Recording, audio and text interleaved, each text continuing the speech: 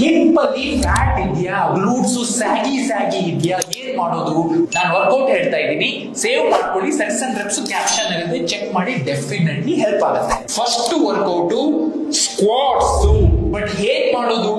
Deep ಹೋಗ್ತೀರಾ, ಮೇಲೆ ಬರ್ತೀರಾ, ಮೇಲೆ ಬಂದು ನಿಮ್ ಗ್ಲೂಟ್ಸ್ ನ ಸ್ಕ್ವೀಸ್ ಮಾಡಿ 2 ಸೆಕೆಂಡ್ ಇಟ್ಕೊಳ್ಳಿ. And then down up and squeeze.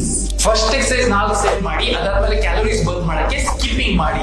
100 skipping, 5 set, total 500. Second exercise ಈ ಪೊಸಿಷನ್ ಗೆ ಬಂದ್ಬಿಡಿ, ಈ ತರ ಮಾಡ್ಕೊಳ್ಳಿ. ಅಂಡ್ ದೆನ್ ನಿಮ್ ಗ್ಲೂಟ್ಸ್ ನ ಲಿಫ್ಟ್ ಮಾಡಿ, ಅಪ್ ಸ್ಕ್ವೀಸ್ ಮಾಡಿ 2 ಸೆಕೆಂಡ್ ಇಟ್ಕೊಳ್ಳಿ. ಮತ್ತೆ ಡೌನ್, ಅಪ್ ಸ್ಕ್ವೀಸ್, ಮತ್ತೆ ಡೌನ್.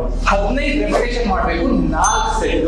ಸ್ನೇಹಿತರೆ, ಇದ್ರ ಜೊತೆ ಒಂದು ಕ್ಯಾಲೋರಿ ಸೇರಿಸಿ ಡಯಟ್ ಫಾಲೋ ಮಾಡೋದನ್ನ ಮರಿಬೇಡಿ. ಕ್ಯಾಪ್ಷನ್ ಅಲ್ಲಿ ಸ್ಯಾಂಪಲ್ ಡಯಟ್ ಕೊಟ್ಟಿದ್ದೀನಿ, ಇನ್ನು ಮುಗಿದಿಲ್ಲ. ಇಲ್ಲಿ ಗ್ಲೂಟ್ ಬ್ರಿಡ್ಜಸ್ ಆದ್ಮೇಲೆ ಅಗೇನ್ 4 ಸೆಟ್ ಜಂಪಿಂಗ್ ಜಾಕ್ಸ್ ಮಾಡಿ. ಇದರಿಂದ ಇನ್ನೂ ಕ್ಯಾಲೋರೀಸ್ ಬರ್ನ್ ಆಗುತ್ತೆ. ಫೈನಲಿ ಡೈಲಿ 10,000 ಸ್ಟೆಪ್ಸ್ ನ ಕಂಪ್ಲೀಟ್ ಮಾಡಿ. ಪಾರ್ಟ್ 2